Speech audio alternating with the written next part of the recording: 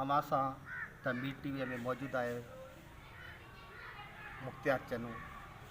अॼु असां ॻाल्हियूं कंदासीं ज़िंदगीअ जे मौक़नि जी। त इंसान खे ज़िंदगी में मौक़ा मिलंदा आहिनि ऐं इंसान उन खे मौक़नि खे अवेल न करे सघंदो आहे। इन टॉपिक ते वञण खां अॻु में मां नाज़रीन खे गुज़ारिश कंदुमि त हू चैनल खे सब्सक्राइब कनि, जीअं असां हिन खां वधि में वधि मालूमात तव्हां ताईं पहुचाए सघूं। Mother of all the subject economics जी पहिरीं जेकी लाइन आहे उहा आहे त business and risk go together. Business and risk go together. Business सां रिस्क ज़रूरु हूंदी आहे ऐं जेके असां रिस्क चवंदा आहियूं हक़ीक़त में उहे इंसान जी ज़िंदगीअ जा मौक़ा हूंदा आहिनि जेके असां पंहिंजे बेहिमतीअ ऐं घटि तालीम जे करे उन्हनि मौक़नि खे असां अवेल न करे सघंदा आहियूं। असांजे ज़हन में हिकिड़ो ख़्यालु, हिकिड़ो सोच पैदा थी वई आहे त असां ग़रीब आहियूं, उनजे करे असां कॾहिं बि वधी न सघंदासीं, असांजे लाइ कोई बि चांसिस न आहे।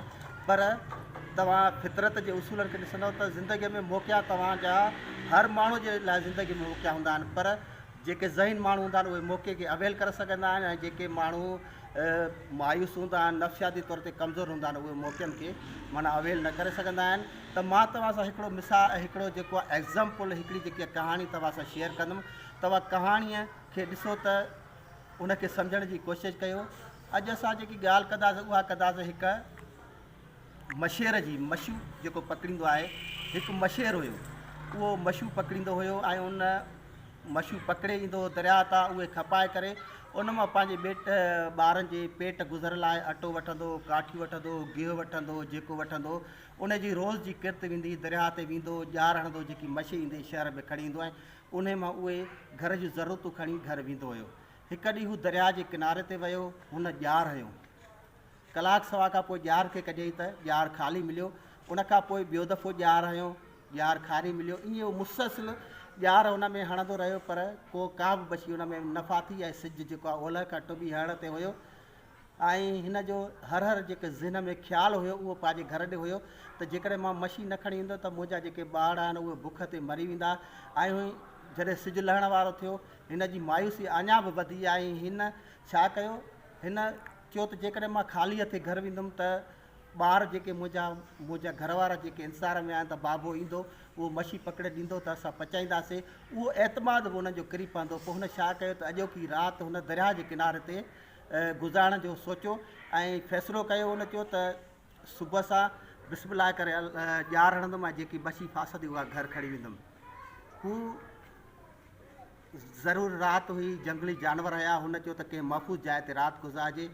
त बरसा उतां हिकिड़ी जबल जी टकरी हुई, हुन राति गुज़ारण जो हुते फ़ैसिलो कयो। हिन जो हलणु शुरू कयो टकरीअ तरफ़, पर हिन जो ख़्यालु जेको आहे उहो घर पंहिंजे ॿारनि ॾियो त हू सॼी राति बुख ते वेहंदा, मुंहिंजे इंतज़ार में वेहंदा। हुनजो छा थींदो त हीअ हिकु शइ में थाॿड़िजी पियो। हुन ॾिठो त हुन में हिकिड़ी ॻोथरी हुई पथरनि जी, हिन हथु लाथो पथर आहे। हिन बेख़्यालीअ में उहा ॻोथरी खईं ऐं जबल जे टकरीअ ते चढ़ी वियो। जबल जे टकरीअ ते चढ़ी वियो, पर हिन जी सोच उहा ई साॻी पंहिंजे घर जे ॿारनि में। जेॾीमहिल हू हुन खे ॻोथरी खोलियईं त उन में पथर हुया ऐं हिन जो ख़्यालु हर पंहिंजे घर ॾे हुयो। पोइ कुझु सातुनि खां पोइ, कुझु कलाकनि खां पोइ हिकिड़ो पथर कढी हू हुन दरिया में उछलायो। उन में जेको शोर पैदा थियो उन ते हू राति गुज़ारण जी कोशिशि करे रहियो।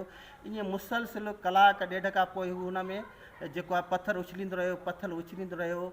ईअं छा थियो त जॾहिं हुनजे हथ में आख़िरी पथर जेको आहे बचियो ऐं हू उछलण ते हुयो त सिज जा किड़ा हुन ते पथर ते पिया, त जॾहिं हुन पथर खे ॾिठो त हक़ीक़त में हुन मां शुआ निकिरी रहिया। हिन ॾिठो इहो पथर न आहे, पर हिकिड़ो छा हुयो, हीरो हुयो। जेके हीरो हुयो त हिन ओॾीमहिल हिनखे ख़्यालु आहे त सॼी राति जेके मां उहे पथर उछलाया हक़ीक़त में उहा हीरा आया। हिन हथ खे रोके छॾियो। त हीअ हिकिड़ी कहाणी हुई। उन कहाणी जो मक़सदु जेको कारी राति हुई उहा इंसान जी ज़िंदगी आहे ऐं जेके पथर हुया इंसान जी ज़िंदगी जा मौक़ा आहिनि। जॾहिं इंसान खे मौक़ा मिलनि था ऐं जेको आख़िरी पथर हो हुनजो आख़िरी जेको आहे मौक़ो हुयो, त ईअं असांजे ज़िंदगी में मौक़ा ईंदा आहिनि जिन खे असां सुञाणे न सघंदा आहियूं। असां उन्हनि जे आइडेंटिफिकेशन न करे सघंदा आहियूं। असां पंहिंजे कमज़ोरनि वीकनेसिस जे करे उन्हनि खे गेन न करे सघंदा आहियूं। भउ ईंदो आहे त जेकॾहिं हीअं कंदुमि मुंहिंजो पैसो मुंहिंजो आहे जेको आहे उहो ॿुॾी वेंदो, या जेको आहे मुंहिंजो जेको मूंखे हीउ नुक़सानु थींदो। पर इंसान, हक़ीक़ी इंसान उहो आहे जेको सही वक़्त ते सही फ़ैसिला करे। जेके माण्हू सही वक़्त ते सही न फ़ैसिला कंदा आहिनि उहे ज़िंदगीअ में पोइ ते रहिजी वेंदा आहिनि।